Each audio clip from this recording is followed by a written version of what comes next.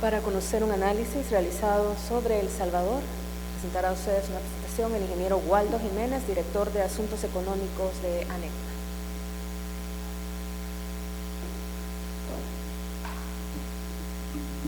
Yo sé que están cansados, les invito a acompañarnos 20-25 minutos más y con eso terminamos la jornada.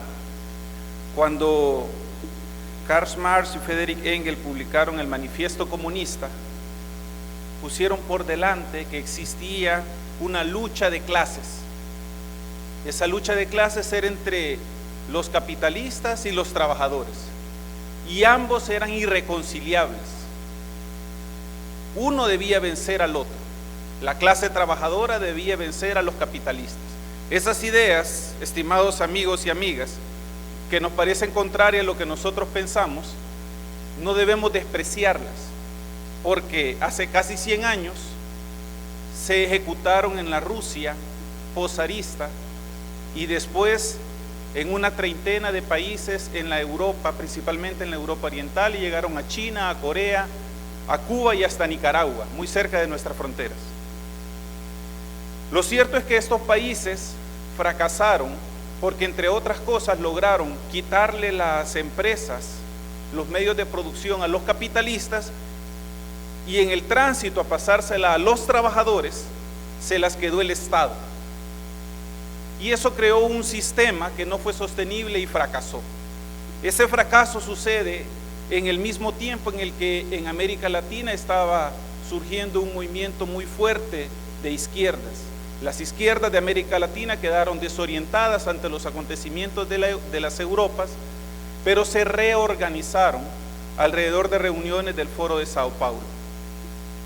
Entonces surge un ideólogo alemán del socialismo del siglo XXI, Heinz Dietrich, que plantea nuevamente la necesidad de que el socialismo se base en la democracia directa, en la economía del valor, eliminar el precio, los productos valen tanto cuantas horas han invertido los trabajadores en producirlas, y en el Estado social, en la creación de comunidades, llámense municipios, distritos, cantones, donde el pueblo decida qué es lo que hay que hacer, decida qué producir, decida cuánto producir, decida cómo vivir. Eso es lo que nos tiene ahora en América Latina en una interesante batalla. Más recientemente, Martha Harnecker, una marxista chilena,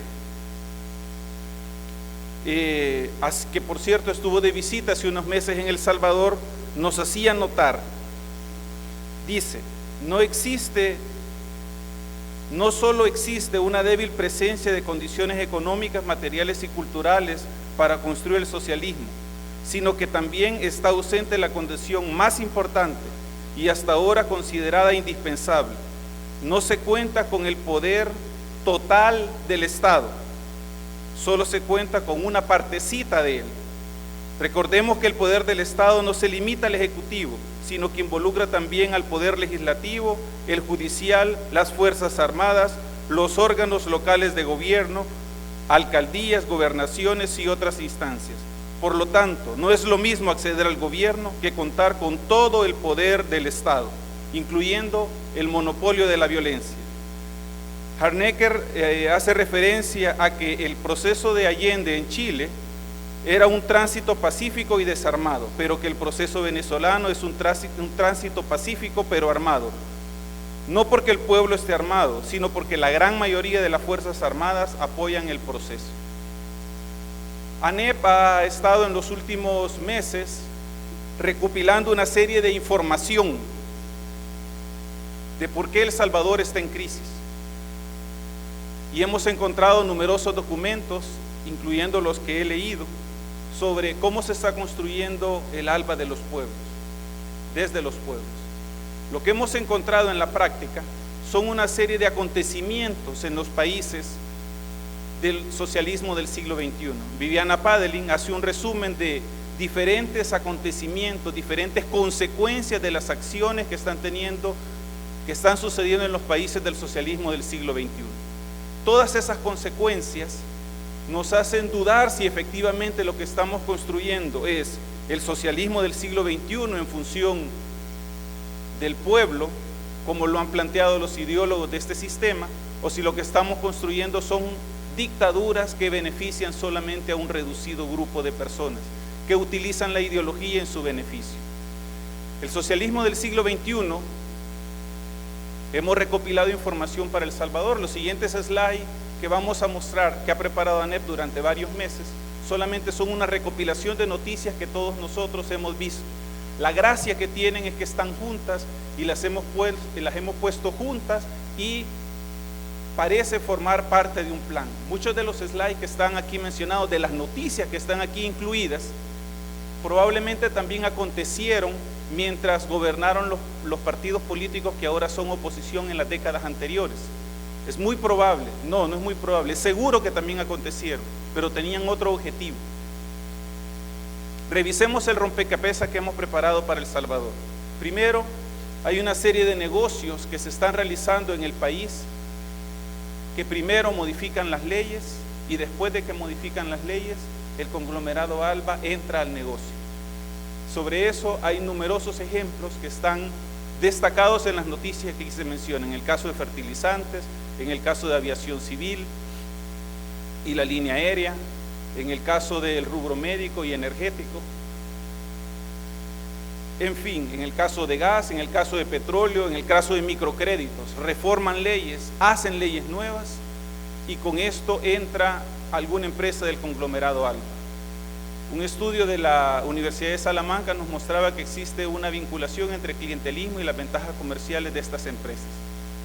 El más reciente se podría identificar en el caso del Citrams, donde ya se advertía de hace más de un año que al invertir a ALBA en este negocio, el FMLN se iba a quedar con todo el pastel. ¿Qué es lo que ha sucedido? Que con capital del gobierno, con capital del Estado salvadoreño y capital del Estado de Venezuela se han formado una sociedad de economía mixta que crearon empresas Enepasa y Petrocaribe y que esto dio origen a todo un conglomerado de empresas que no solamente tiene objetivo económico, sino principalmente tienen objetivo político. Todas las acciones que realizan estas empresas tienen un objetivo político.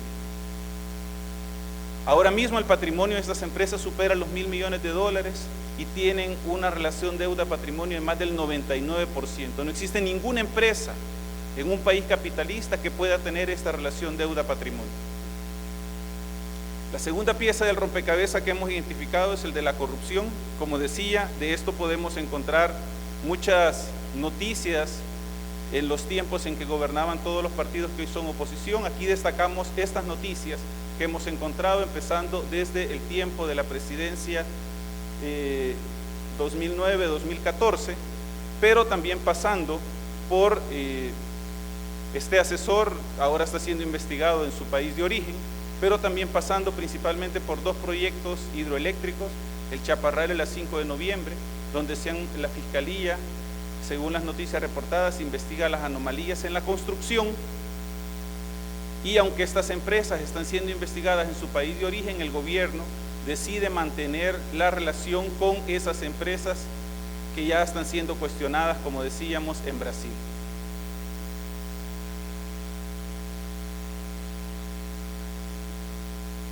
Sin palabras.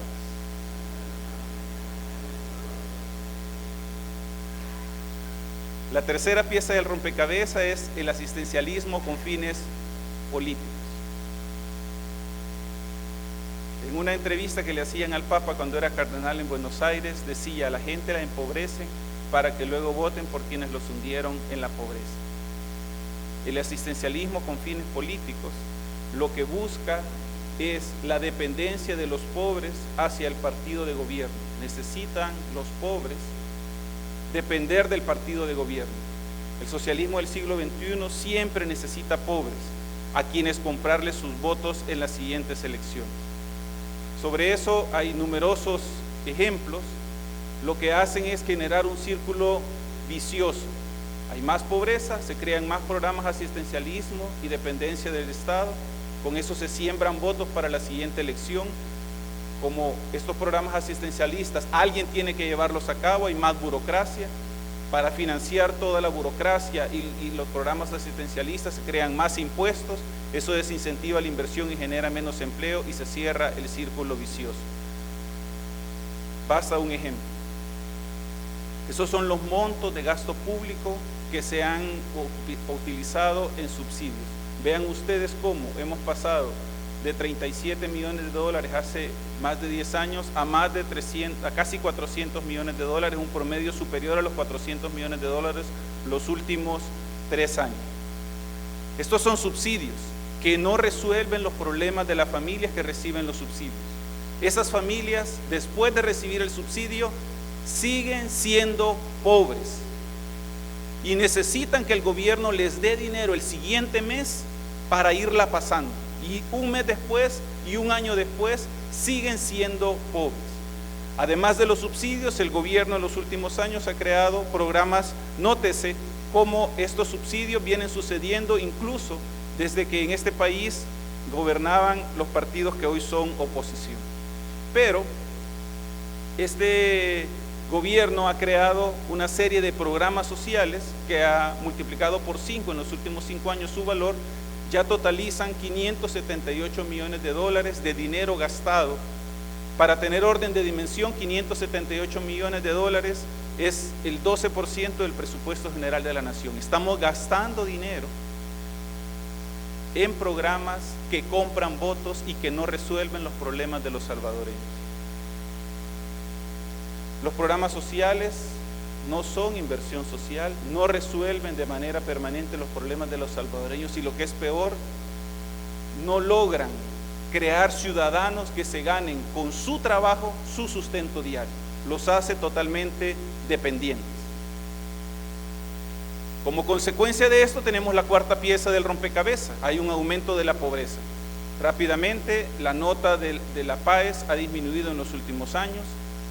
Mientras todos los países lograron enfrentar epidemias como el chikungunya, en El Salvador llegamos a casi 30,000 casos de chikungunya y rápidamente la población salvadoreña se vio afectada. Todavía hoy, a pesar de los millones de dólares que son invertidos, casi 1 millón de salvadoreños no tiene acceso a agua potable. Estos son los pobres, a ellos no les han resuelto los problemas de acceso a agua potable y casi 300,000 personas no tienen acceso a energía eléctrica. En suma, hay más pobres que antes. Lo más interesante de esto es que ellos son los que gobiernan, pero la culpa no es de ellos, sino que es de quienes han identificado como opositores. Esta es una frase que, como ya nos explicaban los amigos de Venezuela y Ecuador, ya han utilizado regímenes totalitarios como el que sucedió en Alemania a mitad del siglo XX. La quinta pieza del rompecabezas es el financiamiento de campañas electorales. Una fotografía basta para indicar qué está pasando con el financiamiento. Vean ahí, están el principal líder del partido, que era candidato a la presidencia de la República, en un evento electoral en el que está la bandera de Venezuela, la bandera del partido político, la bandera de la empresa mixta, la bandera de la empresa municipal y la bandera de la empresa extranjera. En total, financiando, apoyando la candidatura de Salvador y Óscar para la elección del 2014, en clara contravención a lo que establece la ley de partidos políticos, en el cual no pueden recibir contribución ni de partidos políticos ni de agencias de gobiernos extranjeros. La sexta pieza del rompecabezas es el control del organismo electoral, basta una foto también, y el comentario del presidente que buscó por todos los medios que no sucediera el voto a través de listas abiertas. A mí me propuso el partido FMLN. La séptima pieza de este rompecabezas son los ataques a la Sala de lo Constitucional, los primeros de ellos, que incluyó la aprobación del decreto 743 con los votos de los diputados de Arena, que buscaba maniatar a la Sala de lo Constitucional por interés de todos los partidos en ese momento, de que tenían miedo a las resoluciones de la Sala de lo Constitucional y a la independencia de poderes. Las reacciones de varios partidos políticos estuvieron ligados a demandas que habían interpuesto los ciudadanos antes, en los tiempos en que gobernaban los partidos que ahora son oposición. Pero desde entonces ha habido una serie de ataques a la Sala de lo Constitucional, de los cuales hemos sido testigos todos, por líderes del partido político, por el presidente de la República, por todos los voceros posibles, instando al pueblo casi que a darle fuego a la sala. De todas las decisiones equivocadas que toma, que tienen que los ciudadanos interponen recurso, de todas esas acciones, el culpable es la sala. No son ellos los que se han equivocado, sino que es la sala que tiene agenda. Despiden funcionarios, inhabilitan personas, suspenden a la asamblea que pueda conformarse como establece la Constitución, y todo sobre la base de valoraciones antojadizas. Esa es la opinión del presidente de la República sobre el Tribunal Constitucional del país, el principal Tribunal Constitucional del país. La octava pieza del rompecabezas es el respeto a la separación de poderes. Las fotografías son ilustrativas de cómo las elecciones de magistrados 2012, 2009 y 2012 y 2006 no se resolvieron en la asamblea como manda la Constitución, sino que se resolvieron en casa presidencial, violentando la responsabilidad que le toca a cada órgano del Estado. Él era el negociador.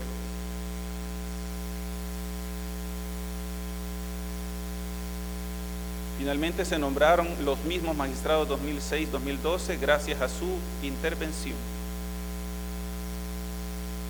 Y esa sin duda es la foto de la vergüenza, de cómo los diferentes órganos del Estado son manipulados desde el proceso de control. Para los amigos de Venezuela y de Ecuador, Jorge y Pablo, el señor de la corbata celeste es el presidente, era el presidente de la Asamblea Legislativa. El de en medio es el que fue presidente de la Corte Suprema de Justicia, y el del extremo es de un partido político, diputado también. Fue un acto en la plaza pública buscando tomarse el control de la Corte Suprema de Justicia. Después esta elección fue declarada inconstitucional. Pero además tienen el control legislativo gracias a la división de los partidos llamados conservadores, ¿verdad? Esta fue los 12 diputados que se separaron en el 2009, después hubieron 5 que se separaron en el 2012, los transfugas que formaron Unidos por El Salvador. La Sala de lo Constitucional declaró inconstitucional la posibilidad de fugarse de los partidos. Para el 2015 tienen la misma intención de gobernar junto con estos otros partidos llamados conservadores. La octava pieza del rompecabezas es el ataque a los medios de comunicación. Como ya nos decía Pablo, son considerados enemigos importantes de estos regímenes.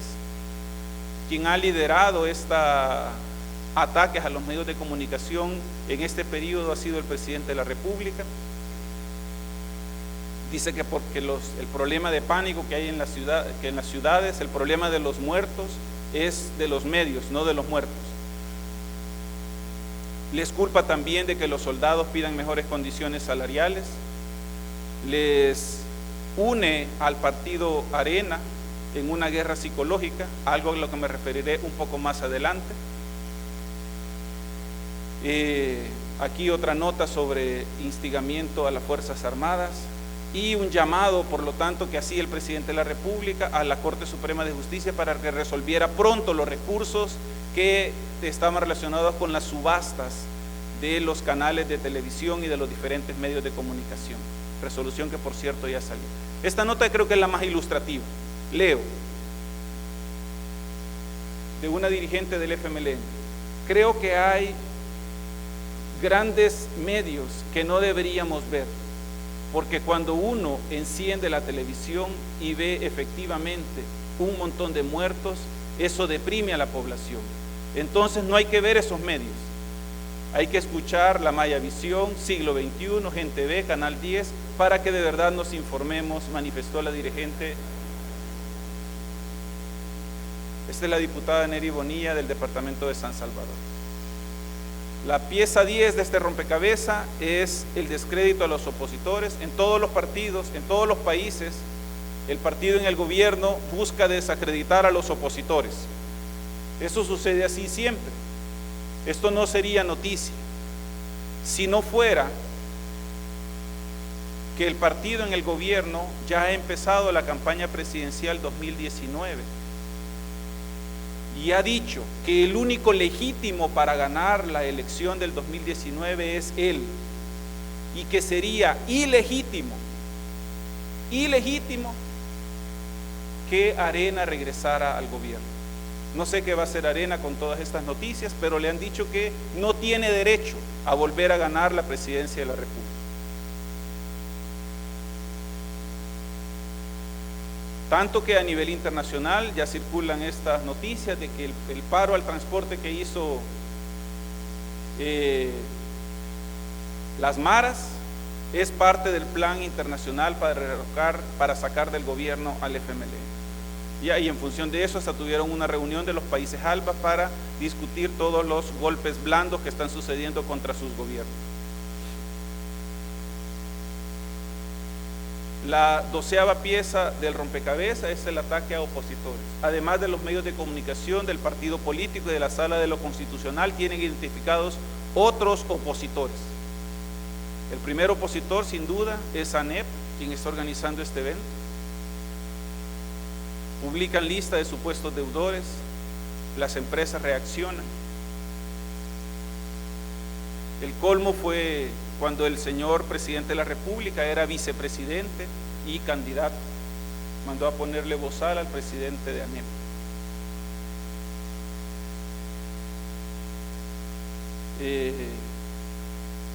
Ante la lucha que dio ANEP junto con organizaciones de la sociedad civil por los ataques contra la Sala de lo Constitucional, esa lucha en 2012 aprobaron reformas a 19 leyes y nos sacaron de las juntas directivas de 19 entidades autónomas.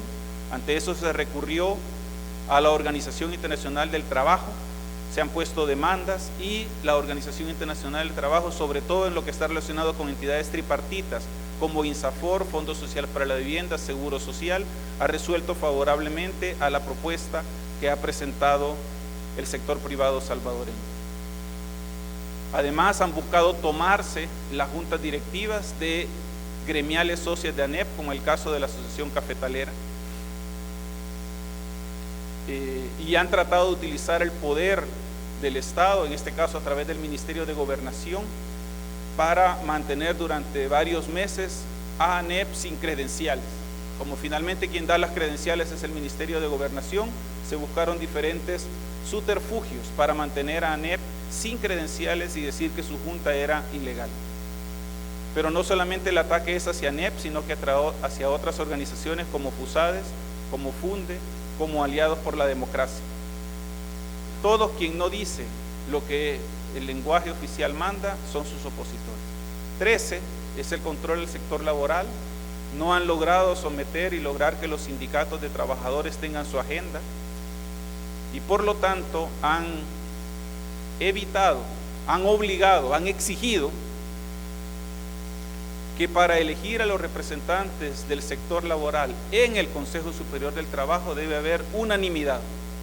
Y como no hay unanimidad en las listas presentadas, no hay concejales y no hay Consejo Superior del Trabajo. Ante esto, también los sindicatos han puesto demandas en el seno de la Organización Internacional del Trabajo, que fueron aprobadas por unanimidad de todos los países presentes y que manda al gobierno a no exigir unanimidad en la elección. Sin embargo, ese mandato de la OIT ha sido desoído por parte del gobierno. La pieza 14, que tiene que ver con la inseguridad, me voy a permitir leer a lo que hace referencia Viviana Padelin, quien ha elaborado el mapa original de las piezas de este rompecabezas, y dice: aumento exponencial de la delincuencia. La delincuencia es esencial a la implementación del neocomunismo. Los hechos de violencia neutralizan, atomizan, aíslan y recluyen los posibles actos de protesta de trabajadores de clase media. Los delincuentes ganan las calles, incluye programas de desarme a la población civil. Al mismo tiempo, la misma delincuencia será en el futuro mano de obra barata del narcotráfico.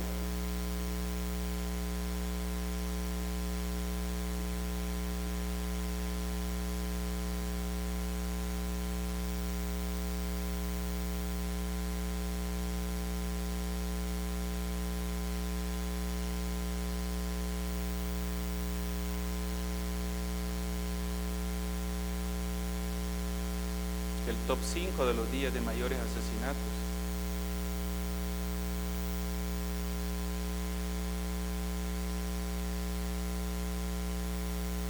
Este año vamos a cerrar con las proyecciones que tenemos a los primeros 15 días de agosto con casi 6,000 muertos, un 53% más de asesinatos que el año anterior. ¿Qué falta? Estas son todas las piezas del rompecabezas que hemos elaborado hasta ahora, pero nos vienen otras cosas. Está en el horno el proyecto de ley de medios públicos, el proyecto de ley de radios comunitarios, el proyecto de ley general de aguas, el proyecto de ley de soberanía alimentaria. Todos estos proyectos coartan las libertades y le dan control al gobierno sobre los privados. Pero además nos vienen unas elecciones de segundo grado. Ya mismo tenemos las elecciones de 5 magistrados de Corte Suprema de Justicia, de fiscal general, 5 de 7 concejales del Consejo Nacional de la Judicatura, que van a tener una misión fundamental dentro de 3 años. Van a llevar a cabo, liderar el proceso para la elección de 5 magistrados 2018 de la Sala de lo Constitucional, 4 de los 5, donde usó la frase: esta es la joya de la corona. Gracias a la Sala de lo Constitucional no han hecho lo que han querido. Una vez tomada la Sala de lo Constitucional, no habrá control de parte de nadie que les detenga. Además, ustedes sabrán que la elección de fiscal general de la República cumple 2 roles. Primero, investigar la corrupción, pero también ocultar la corrupción propia si tengo control del fiscal y utilizar las investigaciones para atacar a los opositores. ¿Les parece conocido? Estas elecciones las van a hacer los diputados que elijamos en el 2018. En suma, una serie de elecciones que se nos vienen que son riesgosas para El Salvador.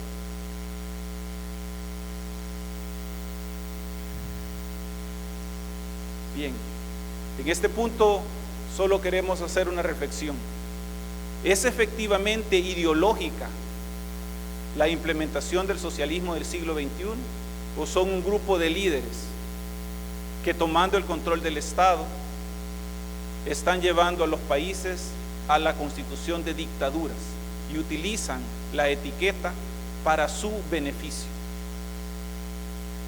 Por nuestra parte, el FMLN nunca ha escondido que quiere implementar en El Salvador el socialismo del siglo, el socialismo.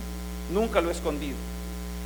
Decía Chafik Handal, nuestra misión: dejamos las armas, nos convertimos en un partido legal para participar activamente en la lucha política.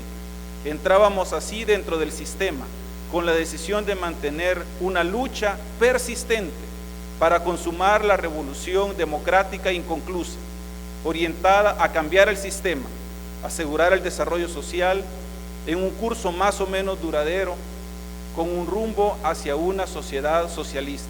1 de septiembre de 2004, después de perder las elecciones presidenciales.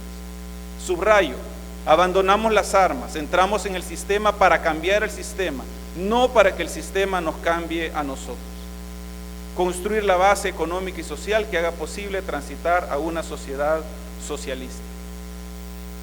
Así de claro han hablado siempre en el FMLN. En mayo de este año, el secretario general del partido dijo: cuando digo actualizar, quiere decir pues que ya está definido ser sujetos del socialismo. Eso no está en discusión. Todos lo sabemos. Ese es el objetivo. Lo que estamos haciendo es evaluando y tomando medidas ahí donde hay que corregir. No estamos en otra cosa. Queremos 15 segundos escuchar un vídeo. El socialismo del siglo XXI ya lo empezamos a construir y ustedes ni han sentido.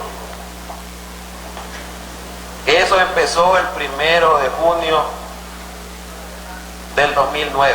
Ese día empezó la construcción del socialismo del siglo XXI. Y ustedes ni han sentido. Y ustedes ni han sentido.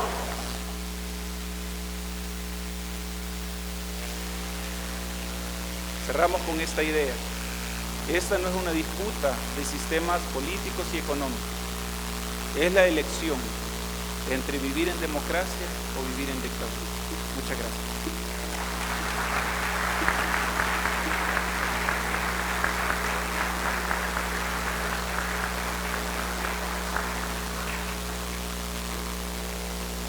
Agradecemos mucho la presencia de ustedes este día, sobre todo la amable presencia de nuestros invitados de Fede Cámaras y de la Cámara de Comercio de Guayaquil. Gracias a ustedes, esperamos que haya sido de su interés. Les invitamos a un coffee break en el pasillo. Y a la prensa rogamos mantenerse en el salón, van a estar a disposición de ustedes nuestros ponentes de esta mañana. Gracias a todos.